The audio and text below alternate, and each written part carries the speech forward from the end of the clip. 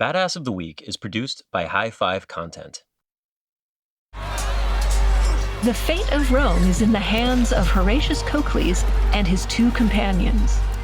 The three men are defending the far end of the Sublician Bridge against the oncoming Etruscan army. They're making a valiant effort, but it's clear that the Etruscans are, inevitably, going to break through and rush across the bridge to attack the city of Rome. Horatius shouts to his companion. Lartius, Perinius, warn the consuls. Get everyone you can to destroy the bridge. But what about you, Horatius? I'll hold them off as long as I can. You destroy that bridge!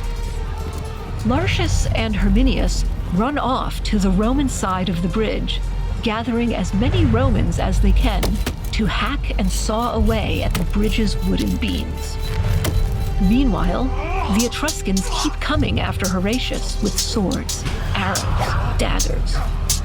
He keeps fighting through all his injuries. But then, an Etruscan spear goes right through his thigh. He's losing a lot of blood. How much more time can he buy Lartius and Herminius until the bridge collapses into the Tiber River? Can Horatius Cocles save Rome?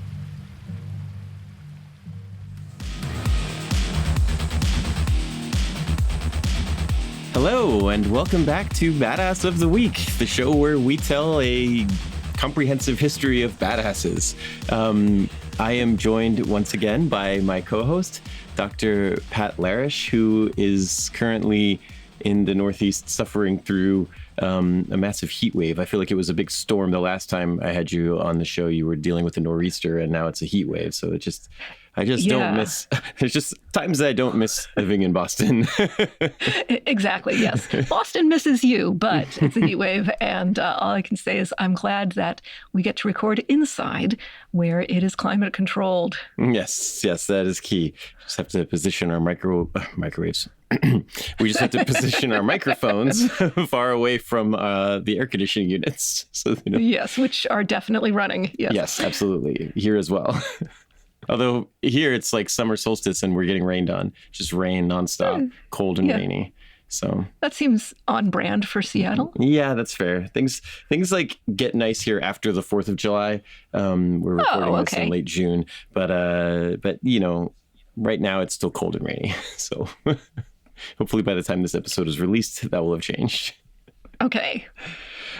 So Pat, we're telling today a story that you've been wanting to tell kind of since the creation of the podcast. We started and you listed out some names that you'd wanted to talk about, and we were thinking today we could combine a few, and in doing so we're doing ancient history and Roman history, but we're doing a slightly different take on it than we've done in the past. Yes. We're telling stories from the early history of Rome, where Rome, oddly, is the underdog.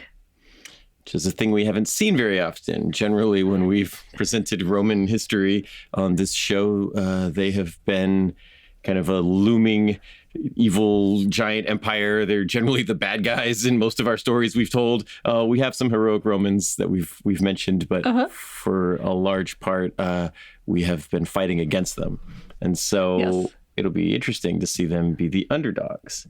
And so we really haven't seen that at all. And so I guess we should talk about who they are the underdogs to, because as far as we generally have seen them on the show, they've kind of encompass all of Italy.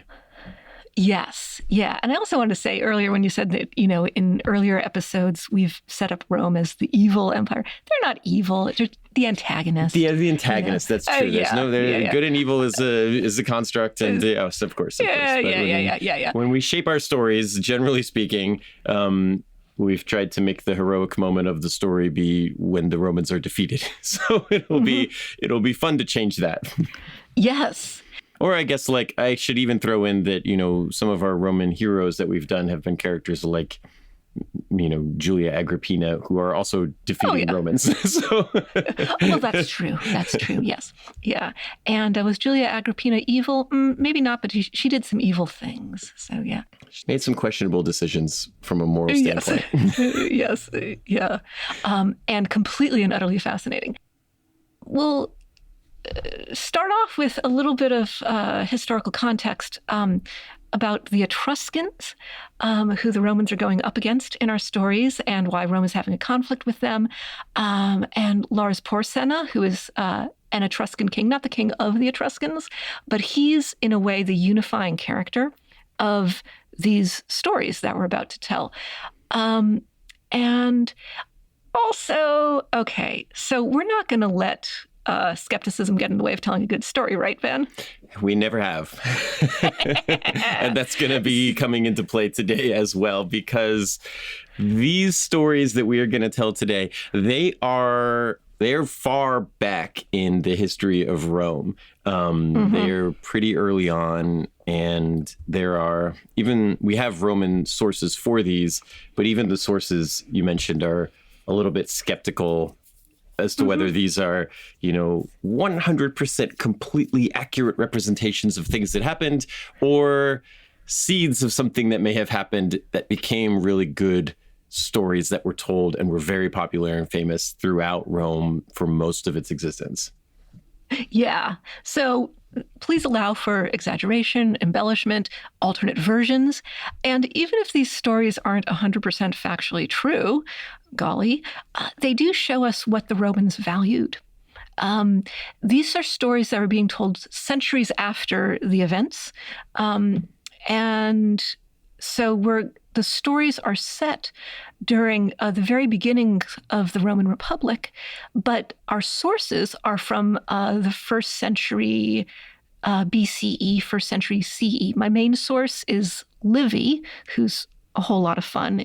If you like these stories, read books 1 and 2 of Livy, and you can think about why the Romans told these stories. And if you want a feel-good takeaway, it's maybe that the Romans valued courage and honor. And we're going to see a lot of that in the 3 stories we're going to tell today, which are going to be the stories of Horatius Cocles at the bridge, Marcus Scaevola, and Cloelia the hostage. And as you said, the one unifying factor here is that they are all working against Lars Porsena of the Etruscans. So let's take a quick break right now. We're going to do an ad. And when we come back from that, we are going to figure out who the heck is Lars Porsena of the Etruscans, and why do all of these people hate him so much?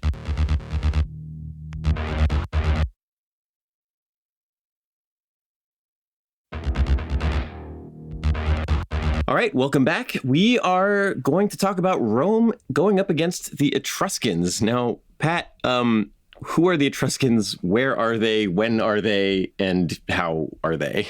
I guess is where we should start. Yeah. Why are they? Yeah. Why? So zoom way back many millennia and centuries back to the beginning of the Roman Republic. If you want a year, in the traditional Roman chronology, we're talking the year 508 BCE. So after the city was founded by either Aeneas or Romulus and Remus. Or both? Yes, yeah. Or are they related? And and Aeneas is credited with founding the Roman people, amalgamating some Trojan refugees with people from different ethnic groups in Italy itself.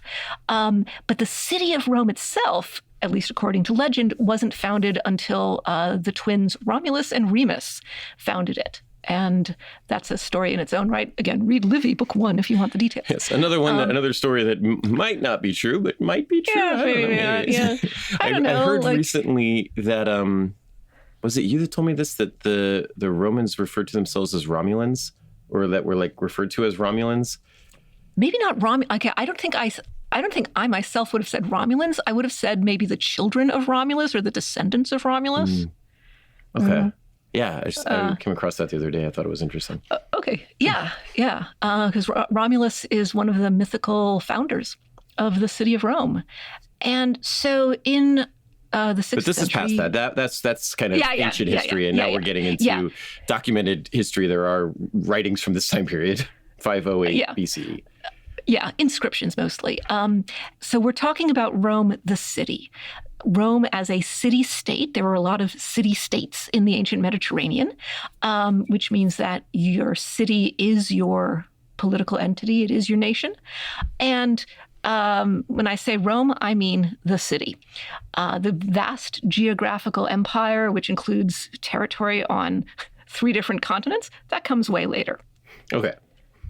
Early days of the Republic, pre-Caesar, pre-Scipio, pre-Augustus, pre all of this stuff. Yes. Yeah. Yeah. We're talking about conflicts with like the next town over or a few towns away, you know? Mm-hmm. Rome as an empire is not a thing yet. So Rome as a city-state had been a monarchy for about 2.5 centuries. Romulus was the first king, according to legend.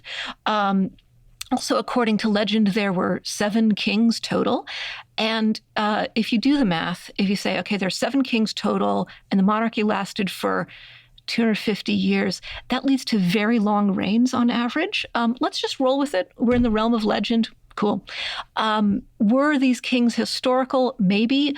Did the Romans create legends, or the legends represented important things that the Romans felt contributed to the creation of Rome as a city-state, whatever. And as with Romulus and Remus, we've seen this in the past with the Greeks and the Romans, where there's, and even the Vikings later on, we'll get other, like a lot of cultures do this, where if you go far enough back in that culture's history, it becomes mythology. Oh, this town was founded by this god who fought this monster on this land, and then the city was born from there. And that kind of is how a lot of, early civilizations at this time period, attribute their history. Yeah, exactly. It's a way to give yourself credibility, legitimacy. Yeah. Mm-hmm. It's a way to make yourself sound important. And we all want to sound important, right? And Rome definitely wants to sound important. Oh, yeah. Yeah. At this point, it's just one city-state among many on the Italian peninsula. And we're going to be talking about the middle of the peninsula, which is the calf of the boot, if you will. And there are many nations and ethnicities on the Italian peninsula at this time. The Latins, the Sabines, the Oscans, the Umbrians. And the ones I've mentioned all speak either Latin, which is the language spoken by the Latins, or other dialects of Proto-Italic, which is the ancestor language of Latin. So like sibling languages, like kind of the relationship between analogous to the relationship between, say, French and Spanish and Italian today. So we've got all these different groups of people. And then we also have the Etruscans, who live in the region of Etruria, which today we call, roughly it's what we call Tuscany today. Oh, and I guess that makes sense. I've never put that together before, that Etruscan and Tuscany. Yeah. And another word for Etruscans in Latin is, in fact, Tusci. Oh, so yeah. Right. And the Etruscans, they're totally cool. You should totally look them up when you get a chance. They had a very rich civilization. They like pretty much everyone, was organized in city-states. There was no unified political unit of Etruria. When I say Etruria, it just means the region where Etruscans live. It's like the region where Etruscan culture was a thing. The Etruscan language is, we've been able to decipher it, but we're not sure if it's related to, we're not sure what language family it belongs to. It's got a little bit of a mystique. The Etruscans had sophisticated art and architecture. And in fact, some of the most famous Greek vases were actually made in Etruria.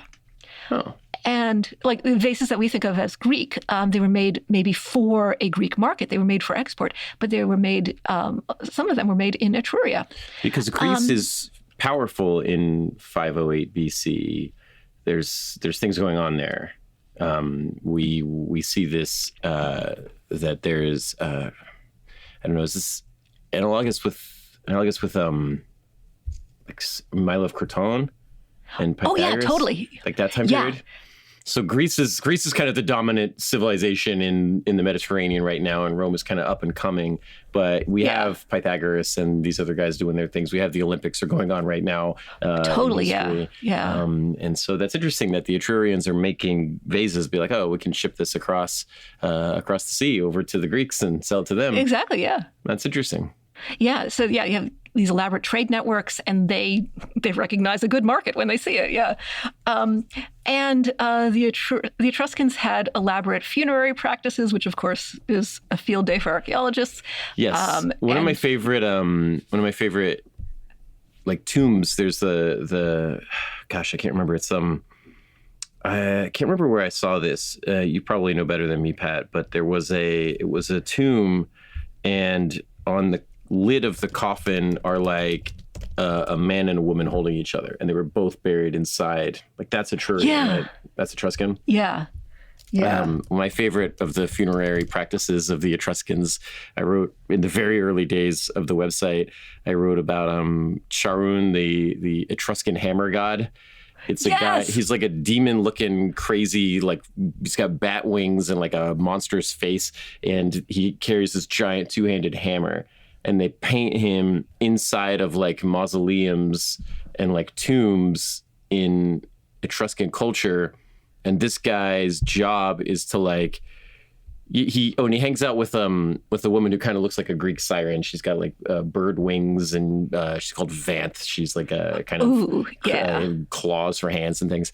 And his job is not only to, shuttle your dead body or your soul to the afterlife, but like if you wake up, like if your dead body like reanimates and comes back, his job is to just hit you with a hammer until you die again, which I love. This big monster with this big hammer. We're sorry you're dead. God rest your soul. But if you come back, I'm going to have to put you down. Mm-hmm. Keeps things consistent. I feel like zombie mythology should incorporate him in some capacity. Yes.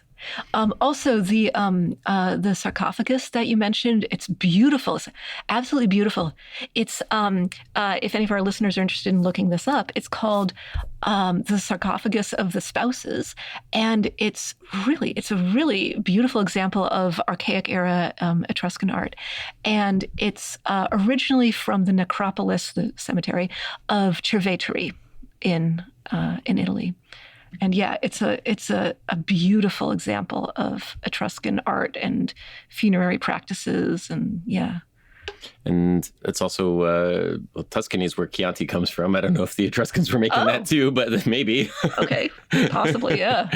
So why are these the bad guys? What's happening with them? Why are they the bad guys? Okay, so we could go down several more rabbit holes about other ways in which the Etruscans were cool and how their culture influenced Roman culture, but we've got stories to tell. So I mentioned Etruscan civilization because a specific Etruscan city-state is going to play a role in our story. Now, turning back to our original city-state, namely Rome, bear with me while I talk a little bit about the kings of Rome. I know I said our stories were from the early Republic, but this is so early in the Republic that we've just recently ended the monarchy and converted to a republic. So again, I'm going to tell you some stories that's going to be a little bit Games of Thrones-y kind of. Take it all with a grain of salt because it's also legends that have been retold and retold. Kind of prehistory of the Roman Republic. And, we see this throughout Rome. Even when they get into the emperors, they're just like, well, at least it's not a king. We had kings and they were terrible. Thank God we got rid of those kings. The emperor, that's totally different. That's a different thing. Yeah. Mm-hmm. Yeah. But they were scared of having kings back. They didn't even want to, when the people who were really defenders of the Republic against the Caesars, they would be like, we don't want more kings. The kings were so bad. Yeah. But it must have been pretty intense for them to declare a republic in 508 BC. I feel like Greece was kind of doing this, but not a lot of other civilizations on Earth were. Pretty much everybody had kings at this point. Yeah, like I think it's fair to say that, certainly on the Italian peninsula, or at least in this part of the Italian peninsula, a monarchy was maybe a default way of doing things. Mm-hmm. I guess it's maybe not quite that simple, but kings are kind of an obvious way of running a city-state. Anyway, so even when Rome was a monarchy, with one king at a time, it wasn't just a monarchy because you also had the patres, which literally means fathers. It was this advisory body of the male heads of households from elite families. And also the kings in the Roman monarchical period, it wasn't a hereditary kingship. That's interesting. Yeah. They weren't, it wasn't, you didn't die and pass it off to your son. Not automatically, no. So when the current king died, you actually took a pause. You had an interregnum, like a space between kings. And that's when the people would decide who the next king was. It was a combination of like the people coming together in an assembly and then the patres, the fathers who kind of were like a senate, would decide who the next king was going to be. They would kind of sounds like electing a pope, to be honest. Actually, yeah, you're not wrong. You see, yeah, makes sense. And by the way, the patres, sometimes I might just refer to them as the Senate. Technically, they're not a Senate, but they evolve into the Senate, and it's just easier to call them the Senate.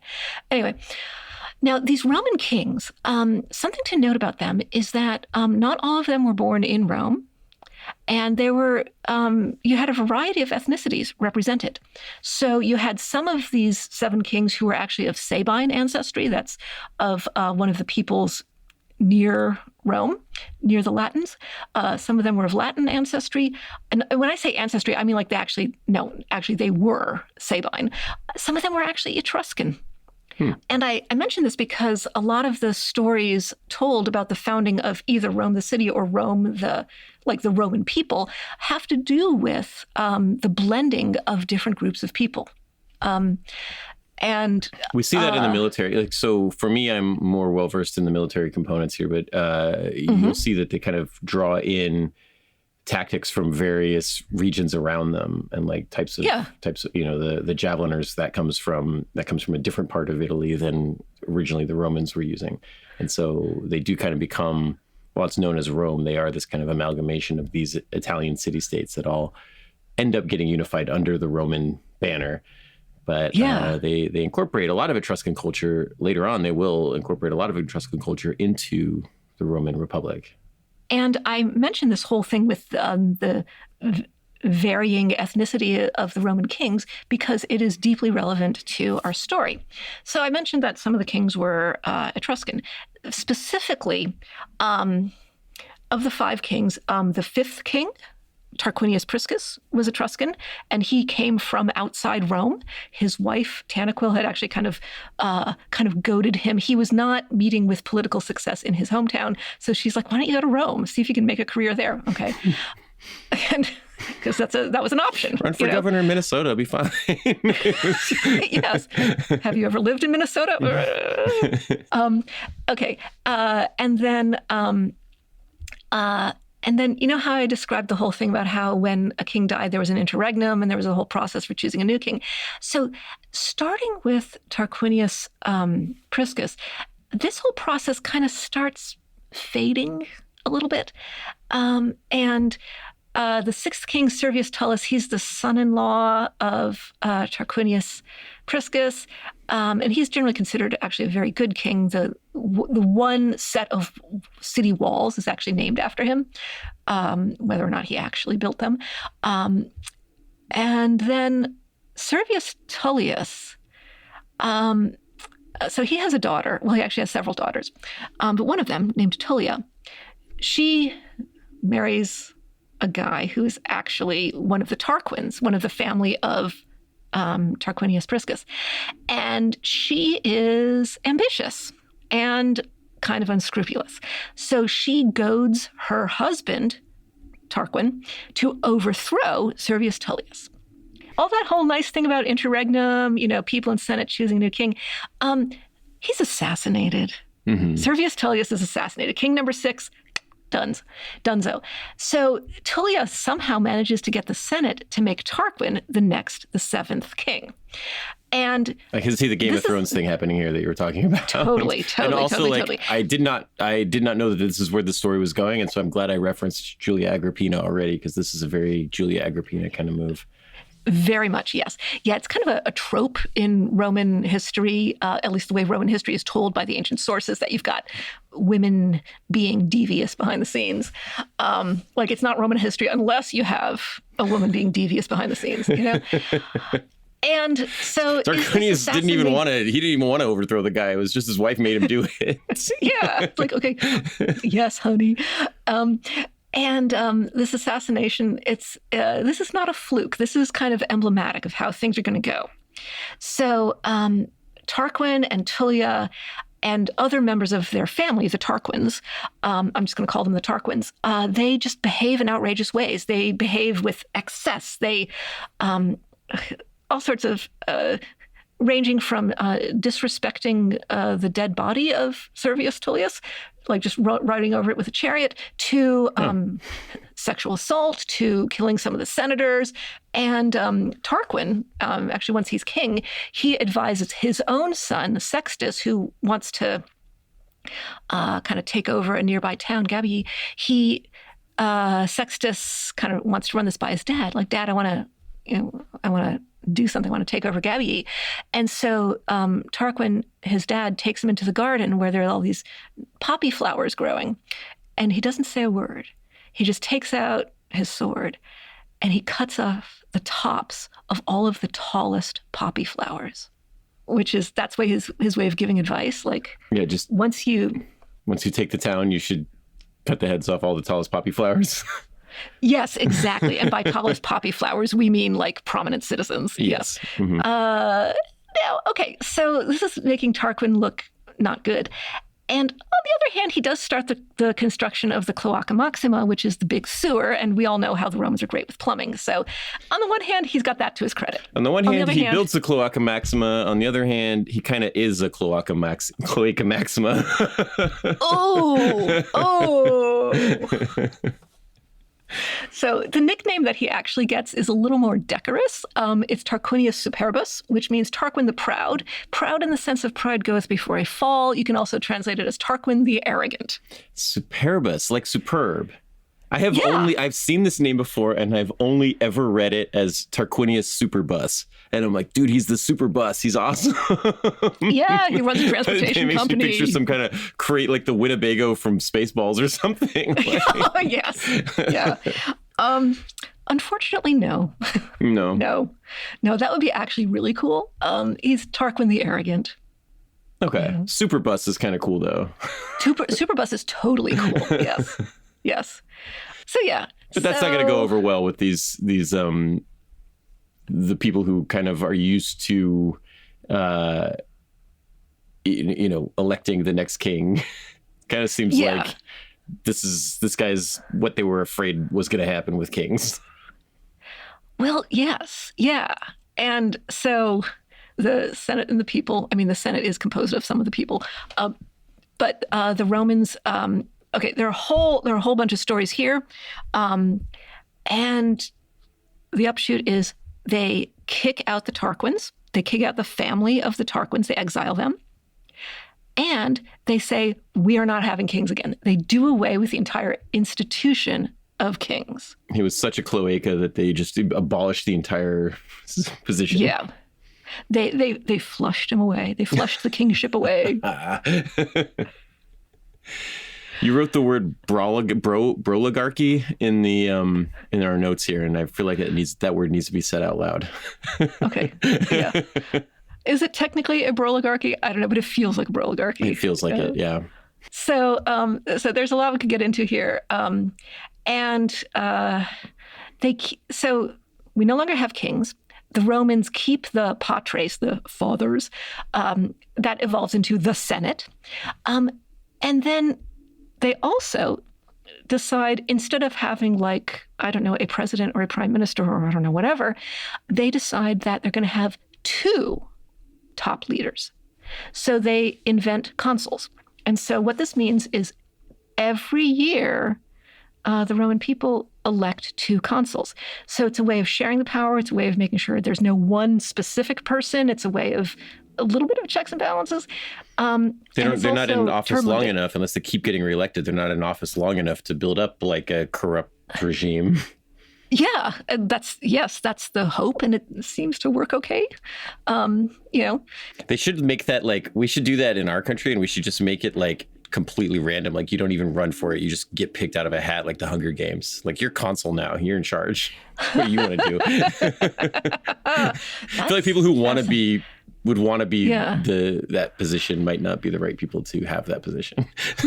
Interesting. Fascinating. Absolutely fascinating. Okay. Subscribe to my newsletter.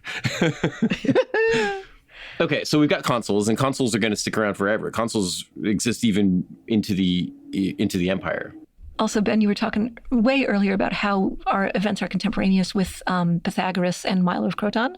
Mm-hmm. So one of the people involved in kicking out the kings was Brutus. Not Brutus who killed Julius Caesar, but Brutus. Do you remember Brutus from the Delphi episode? Oh, yeah, where he like fell on his face and like, I kissed the earth first. There was something about this, right?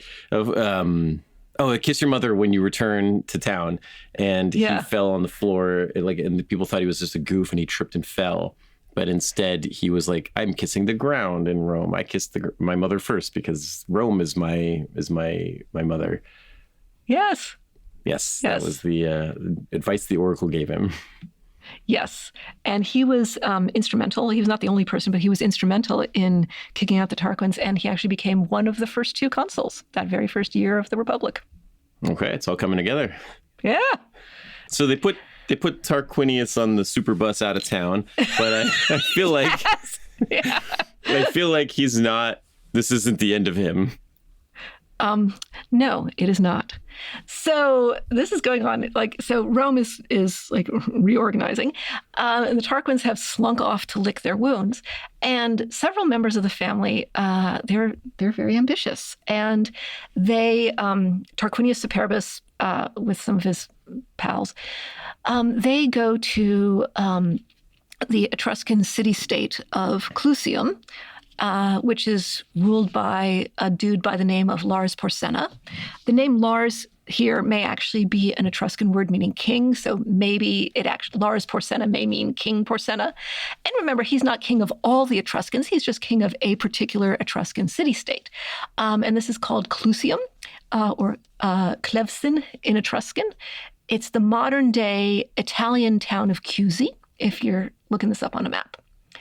Anyway, Tarquin manages to convince Porsena that it would be a good idea to reinstate the monarchy in Rome, preferably with the Tarquins. And this may involve attacking Rome, it may not. So we're a little bit north of Rome, and Lars Porsena is saying, like, I'll help you out when you're down, and maybe if you become the king of Rome, we can kind of have a powerful Etruscan alliance. Yeah. It makes sense to him. Mm-hmm. So Tarquinius Superbus, I'm going to just call him Superbus forever because I can't not think of him as that name. He is elected king through diplomatic means and becomes kind of tyrannical and crazy, and is advising, his son to decapitate civilians, that sort of thing. The Romans dislike him. They eject him. He is Etruscan and not Roman, which wasn't that big of a deal. They still elected him, but now that they've kicked him out, he goes to presumably one of the most powerful Etruscan kings, Lars Porsena, who is like, okay, let's see if we can get Rome back for you, and you'll owe me one. I'll help you retake Rome, and you'll owe me one. And now we're gonna have a little bit of conflict, it sounds like, because I don't think the Romans want the Superbus back in town. Okay, so I guess this is probably a good time to take another break, because when we come back, we're going to get into the first of our 3 stories of Rome and kind of how badly they did not want Lars Porsena to create an Etruscan empire. And we'll see what they do. So let's take a break, and we'll be right back.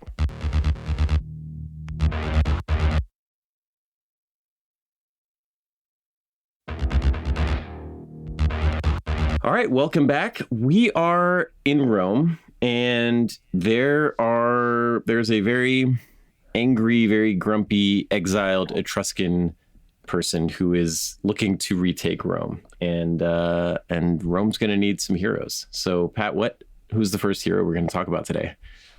Okay, so in Rome, scouts have been reporting that Etruscans are heading south from Clusium. So this probably means Etruscans under Lars Porsena. So the Romans know that the Etruscans are on their way, and they'd be arriving on the other side of the Tiber River because that's the logical way you'd be approaching from Clusium. And word gets around, Romans, the ones who live in the city, and also Romans from the surrounding countryside gather into the city. They hunker down. They're getting ready to defend themselves. And obviously they have to have guards up, keeping an eye on things to raise the alarm. So they have guards on the Sublician Bridge. Yes, and the Sublician Bridge is not one of those stone bridges that you see now when you think about Roman architecture. It's a wooden bridge over the Tiber River, which is a big river, and it's the only bridge in this area that is big enough to get an army across. Rivers, you'll see them be good obstacles for militaries. This is why many countries and states have rivers as their borders, because it's not easy to move troops across a bridge or move across a river without a bridge. You can't put them on rafts or whatever, build a bunch of boats. I guess you could do all that, but bridge is the easiest way to do it. And this is the only bridge in the area that's going to accommodate an Etruscan army crossing into Roman territory. Yes. So it makes sense to have guards on it. Guarding this bridge is a guy named Horatius Cocles. Not much is happening. He's, probably run out of jokes to tell his fellow guards, Lartius and Herminius. Hurry up and wait. Yeah, just sit around waiting for something to happen. Yeah, waiting for something to happen. He's also checking the sun, like there's no clock to watch, but he's like, okay, when do I get off duty, Okay, he's twiddling his thumbs, whatever. Oh, but wait. On the other side of the river, there's a plain, and on the other side of the plain is a hill, the Janiculum Hill. He notices some movement. Oh, he sees the Etruscan soldiers rushing onto the Janiculum Hill. Oh, boy. So this is a hill that is facing Rome, like directly across the Tiber River. So, okay, Horatius is right where he needs to be to say, yikes. The Etruscans are coming. The Etruscans are coming. He snaps into action. He yells to Lartius and Herminius, guys, we got to secure the bridge. So Horatius stands on what I'm calling the far end of the bridge, the side across from Rome, the side nearest the Janiculum Hill. And then Lartius and Herminius are next to him, and they're fighting off Etruscan after Etruscan. Finally, Lartius and Herminius, their weapons are just so beat up that they can't use them anymore. They have to retreat. So they're useless. I mean, okay, they're not useless, but they need to come up with something else to do. Horatius is still able to stand his ground. So he says, okay, Lartius, Herminius, go to the Rome side of the bridge and destroy the bridge. Wow. Okay. So they see the Etruscan army. These three guys are on guard duty. Rome is probably not super expecting a Etruscan full-scale attack. They don't really know what's going on with Lars Porsena and Tarquinius Superbus. And when the Etruscan army's coming, they're clearly out for war. Like you said, they're running because they're trying to take this bridge before it can be destroyed. Yeah. And so Cocles and these two other guys go out there to engage the forward elements of their force with presumably bows and swords. There's some fighting, but it's pretty clear that you can't hold off the whole Etruscan army with three guys. You guys, I'll hold them off. You destroy the bridge. Kind of action movie hero sacrifice kind of thing. Oh, I'll take care of him. You go. Warn Rome. Yeah. Although I guess this isn't an action movie trope. This is like the origin of action movie tropes. Yeah. This is action movies before there were action movies. Yeah. And also you understand why this became a story that kept getting retold. Yes. Absolutely. Yeah. So Lartius and Herminius, they run off to the Rome side of the bridge and they start, gathering people to okay, I want to say nuke the bridge. I mean, obviously they didn't have nukes. But to Just wiring destroy the TNT, like they got a plunger, like blow the bridge. And Horatius, meanwhile, is thermopylaing the Etruscans, I guess. Like he's got them in kind of a chokehold. Like he's got them in a choke point, you know? All the artwork you see of him is just amazing. It's just one dude and they always depict him because, like you said, this story is being written in the first century. This story is being written during the days of Augustus, right? The version that has survived till this point. This is a story that has been retold since the days of Horatius Cocles, but the version that exists when, the oldest surviving version that we have is from the time of Augustus. And so when you see the art of this guy, and this is a famous story throughout all of Europe forever. So, the earlier versions of it, he's wearing the traditional Roman armor with the Roman weapons. You'll see versions of him done from like the Renaissance where he's wearing he's dressed like a knight. He's wearing Renaissance kind of armor and weapons. And just surrounded by, it's like a Dynasty Warriors game. He's surrounded by 10,000 guys and he's just like fighting everybody. There's a million dead bodies in front of him. Guys falling in the river. And he's out there with his sword. I think it's Cocles... and I don't know, I want to say that I always remember him having one eye, like Cocles, like a cyclops. Yeah. So that is one explanation of his name. So, okay, the name Cocles may very well be derived from the Greek word cyclops, kuklops, because he, in some sense, had one eye. And one version is that he lost one of his eyes in some previous battle. So he's got cred. Mm-hmm. He's Nick Fury out there, right? Yeah.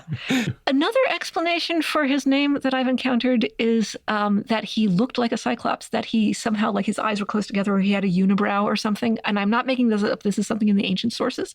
Could he look like a cyclops in that he was like gigantic and like terrifying? Like a big, well, maybe. Because a cyclops is like a giant, right? Yeah. Eats people. Has a unibrow. That's like the least badass way to interpret this. I know. Okay, sorry. I'm just saying this because this is sometimes you encounter this when you dig into the sources. So let's picture him as like a big guy, maybe with some, war injuries. Eye patch. He's been around. He's seen stuff, and he is. He's single-handedly holding off the Etruscans as Lartius and Herminius and anyone they can get to help on that side are hacking and sawing at the bridge. Just over there with a crowbar trying to wrench the boards out of the bridge. Yeah. And this is why we made sure to mention earlier that the bridge was made of wood. If it were made of stone, I don't know what we'd be doing here, but, Okay, so Horatius... he's at the far end of the bridge. He's got the river on either side. And there's a pretty strong current, and he's also, okay, this is kind of grisly, but he's got a pile of dead Etruscans in front of him. So that's kind of a little barricade, He takes, weapons from the dead Etruscans and he'll lob them right back at the oncoming Etruscans. Oh, because his own weapons are smashed. He's got to take their weapons, throw their spears back, all that stuff. He's doing everything he can, yes. And he's attacking them, but of course they're attacking him. And despite his best efforts, he's not in great shape now. I mean, okay, he's in great shape, like he's been working out, but he's like a porcupine. He's like a pincushion, His armor's all destroyed. He's taking cuts. He's taking hits. He's I mean, maybe he still has some pieces of armor on. I don't know, but he is committed to the mission. He knows he has to hold the bridge until Lartius and Herminius can make it completely unusable. Right. Otherwise, the Etruscan army crosses and marches on Rome, and Rome's under attack before they even realize the enemy's coming, right? Yeah. Somebody presumably is running for Rome right now, but you have to buy you have to buy as much time as you can, and that means bringing that bridge down, right? This is the last stand for him. It totally is, yeah. So he's holding out. Horatius Cocles is there. He's thwacking. He's hitting. He's probably yelling. He's sustaining wounds in every part of his body. Even apparently a spear going right through his hip. He's overcome by He's overcome by pain. He's not sure how long he can last. But then he hears the shouts. Bridge is down. Horatius, the bridge is down. Nice. Very satisfying splash while we're talking about the sewer system of Rome. Yes.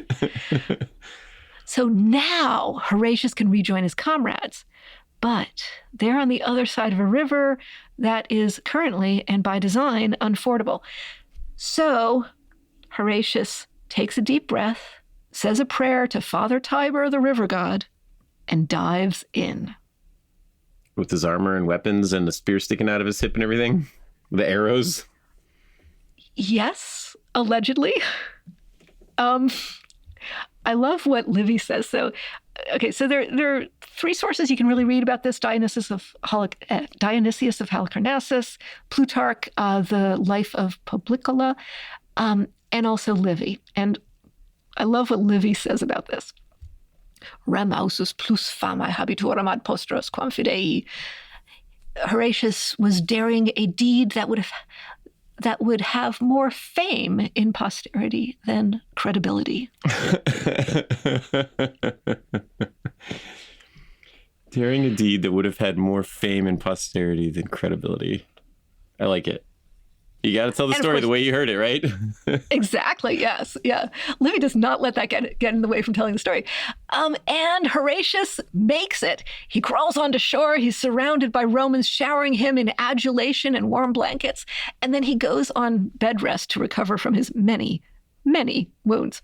Wow, and they dig him out. He lives. They dig him out and they cheer, and the Etruscans are just standing on the other side of the river looking sad, trying to shoot a bow at him or something. And after all those wounds...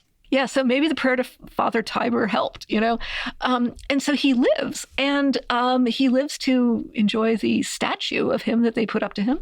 And he also is granted a tract of land by the city. It's as much land as he can plow in a day. And presumably after he's recovered from his wounds. I guess, yeah. And so food is actually kind of scarce in Rome at the moment.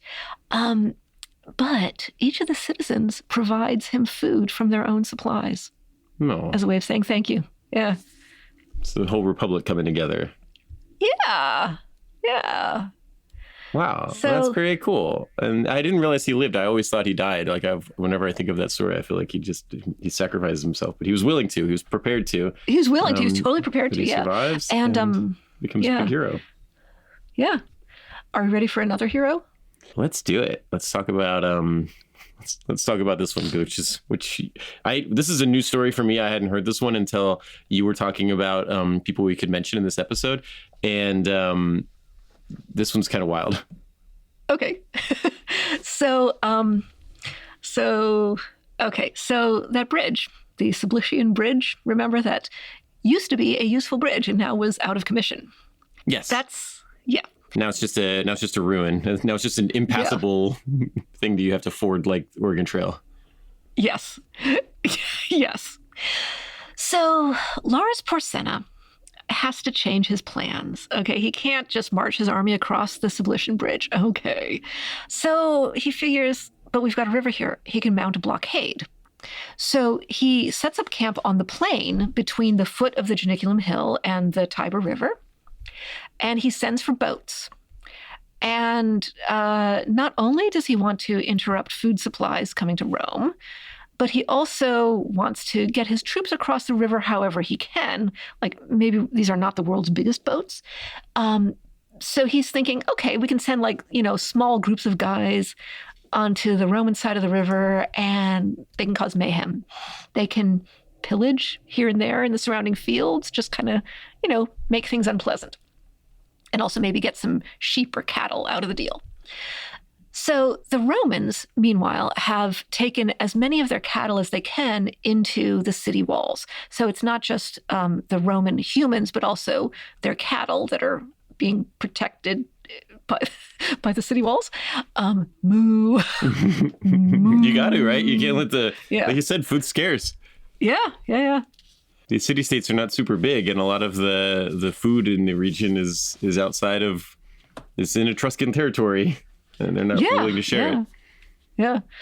So, and outside the city, the Etruscans, these little bands of men who are going out, they're finding it actually pretty easy to pillage the fields. Maybe a little too easy. So one of the Roman consuls, Valerius, he came up with the idea of, okay, let's bait the Etruscans a little bit. Okay. So what he actually decides is, some of these cattle that we've got inside our walls, okay, let's let them out through one of the gates. And let's let the Etruscans discover these cattle and go after them. So the Etruscans totally took the bait. They went in much larger numbers than usual. And as the Etruscans were, making their way around the city walls to get to the cattle who were, over there, the Romans ambushed them. Well, we've seen plenty of like feigned retreats in our episodes, but this is the first time that like they used cattle as bait. That's kind of interesting. I'm thinking of Nuno, because we did Nuno pretty recently. Oh, yeah, and Nuno was just like, I'll just hide where all the good wine is and wait for him to come steal it, and then I'll attack him. This one's like, if we send the cows out, we'll just follow them. Attack the first guys that try to steal them. Yep.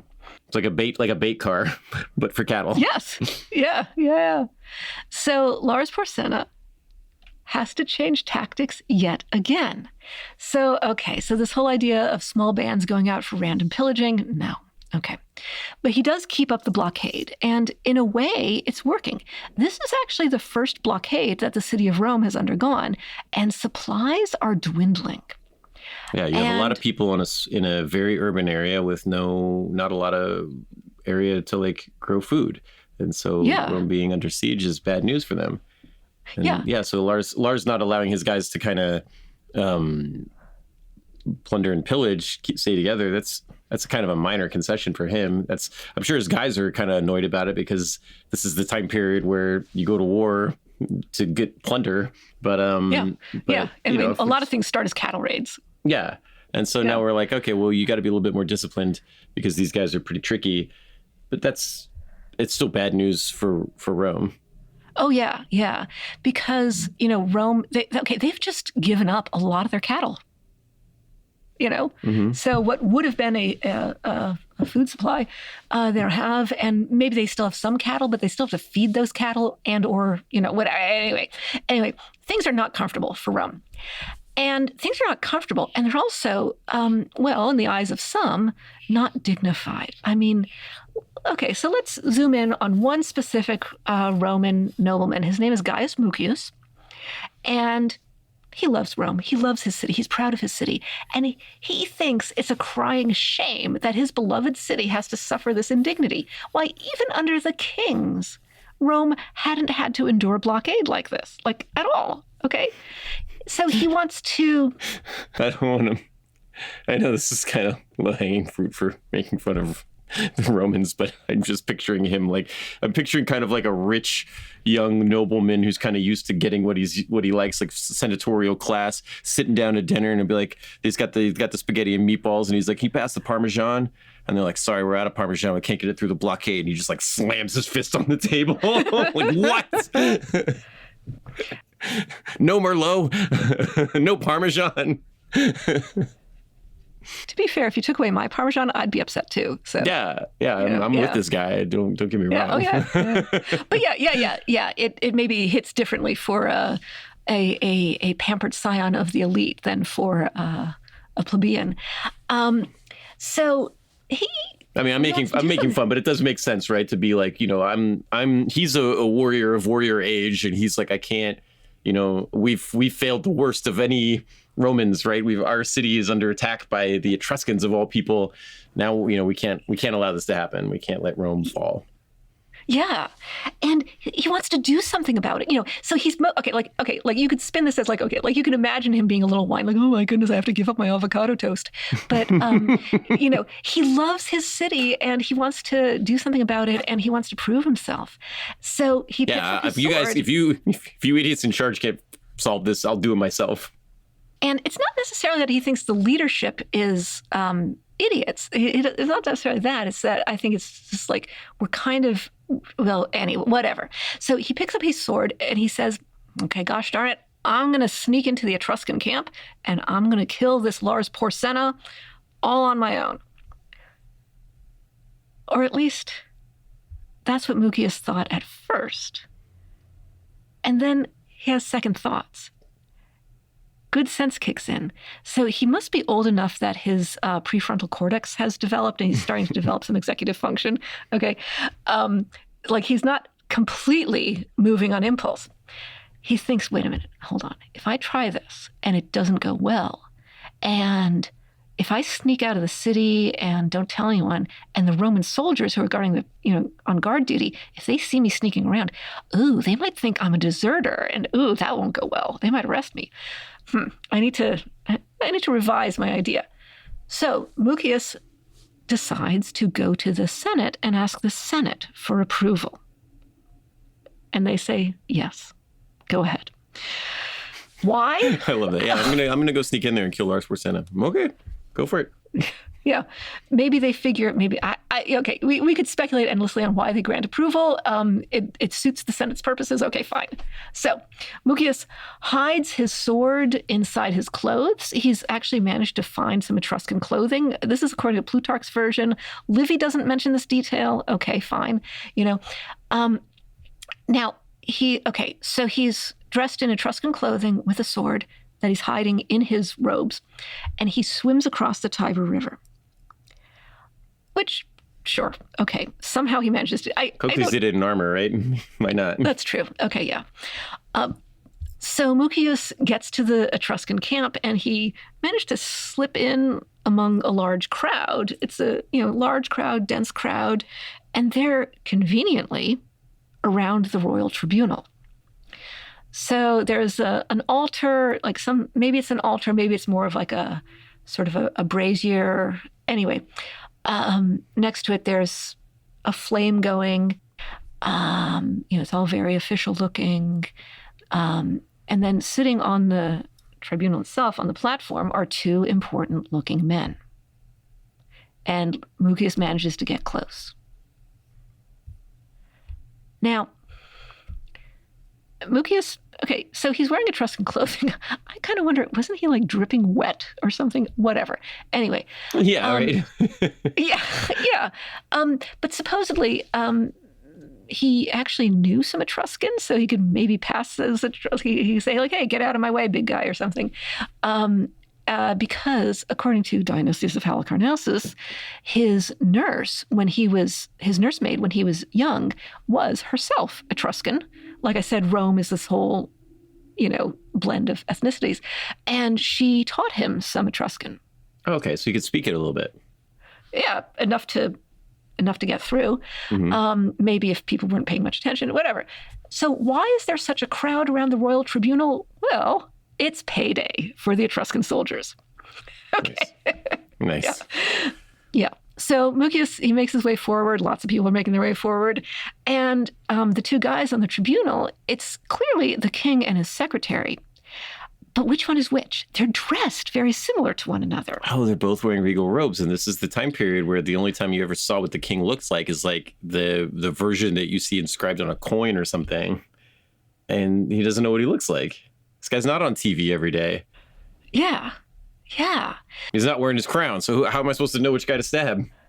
Yeah, exactly. So Ben, imagine yourself as Mucius. You're heading up to the tribunal. There are two guys, and you're not sure which of those two guys is the king. What would you do? I don't know. I guess you can't go with the older person because that doesn't mean anything with kings. The older person might be the advisor. I don't know. I feel like you'd have to hang out and wait for somebody to talk to them and somebody to see who they're kneeling to or bowing to. I have no clue. I guess you don't really have time for that either. Well, I suppose if you have the time or the foresight to think through that, gather a little more context. It would require a level of planning and insight that I feel like Mucius is beyond at this point. He's developing his... Yeah. Can you tell I work with teenagers? So he's developing his executive function. And, he's done a pretty good job so far, but he decides he has to act. He doesn't want to blow his cover. He doesn't want to actually say, hey, which one of you is the king? Okay. So he decides to let fortune decide. So he stabs the closest guy. That's a good way to do it. Just whoever's closest. 50-50. Mm-hmm. So it's the secretary. Mucius killed the secretary. King Porsena. Huh? Don't kill the secretary. Yeah, they're just doing their job. He's doing his job. Yeah. So King Porsenna is still alive. Uh-oh. So, yeah. So Mucius, he's still holding his dagger. He tries to, dagger, sword, whatever. He tries to escape back through the crowd, but you know what? Crowd's not having it. No. He gets dragged up to the king, Lars Porsenna. Things are not looking good for Mucius. The king grants him a chance to speak. And Mucius says, he musters all of his pride and whatever. Romanus civis sum. I am a Roman citizen. My name is Gaius Mucius. I wanted to kill an enemy as an enemy, nor do I have less courage to meet death than I had to inflict it. I'm kind of ripping this off of Livy, sort of. I am but the first. Behind me is a long line of Romans who are courageous enough to try the same thing. Be prepared to fight for your life every hour of every day. Be prepared every hour of every day to find an armed foe at the door of your royal tent. This is how we will fight you, not with a pitched battle, but one-on-one, each one of us. So, King Porsenna is both angry and unsettled. He shouts, "Tell me everything about this plot, Roman. If you don't, I will have you burned alive." And Mucius says, "Well, let me show you how little someone values their body who has their eyes set on great glory." And Mucius isn't bluffing. He turns to that fire that was burning, some sort of altar or whatever. He thrusts his right arm right into the sacrificial flame. And he just lets it burn. He acts as if he can't feel a thing. Whoa. And that's pretty much how Lars Porsenna responds. He's astonished. He jumps out of his seat and orders Mucius to be taken away from the fire. And he addresses Mucius. He says, "Go. You have been more of an enemy to yourself than to me. I would wish you well, and I would congratulate you if your courage were on behalf of my people, but now, by the rule of war, I send you forth from this place untouched." And Mucius replies, "Sir, since you honor courage so much, you have won by kindness that which you could not get by threats. The plot is this. 300 young men of Rome have lined up to make similar attempts on your life. I was the first, only because I happened to draw that lot. We will come after you, each in turn, until fortune grants us success." Dang. So Mucius lies about a plot that doesn't exist. Says there's 300 of us lined up. I'm just number one out of, there's 299 more guys somewhere here. Maybe they're here now. Maybe they're going to be there tonight. Maybe you'll wake up to them tomorrow.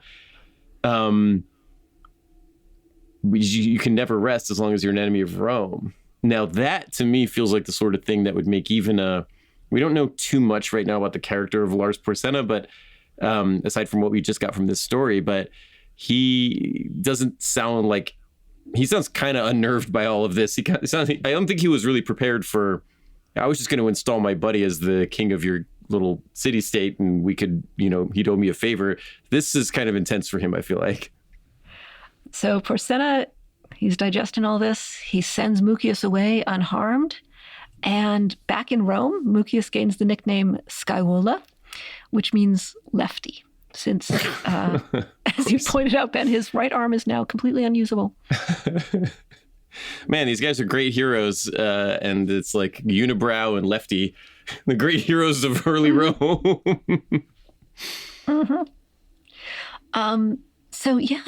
So Lars Porsenna, as you pointed out, Ben, he's maybe having somewhat of a second thought about this. He's freaked out by this. He believes that this was the first of many such attempts, and he escaped only because Mucius screwed up and killed the wrong guy.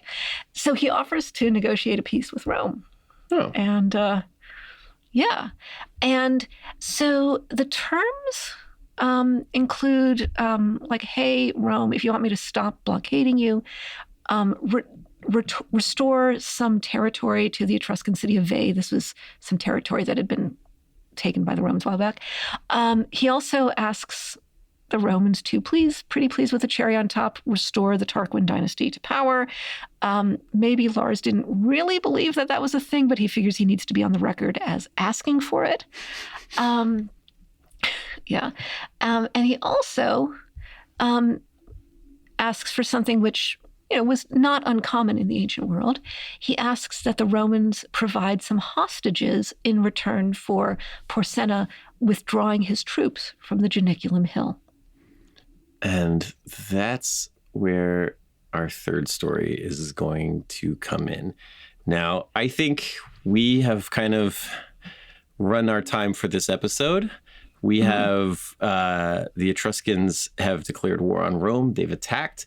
Cocles bought the Romans time to defend. They still don't really have an army that sounds like that can handle the Etruscans. The Etruscans cross the river. They surround, or they don't cross the river. They don't have like a perfect siege around Rome, but they're blockading Rome from all outside aid. Rome is having food problems. They're starving. They're outnumbered. And Lars Porsenna, there's an attempt on his life, kind of a last ditch, Mucius is very brave and he has this idea, but this is really the only idea that the Romans have for kind of countering Lars Porsenna's invasion. But he's so freaked out by Mucius Lefty's actions and his words that he decides, okay, take Tarquinius back, give us some of this territory back, and give me some hostages. If any of this goes bad, presumably, like, the idea is, like, if anything here goes bad, like, we're going to kill these hostages. So if you ever want to see these people again, you'll adhere to your side of the deal. And one of these hostages that gets sent to Lars Porsenna is a woman named Cloelia.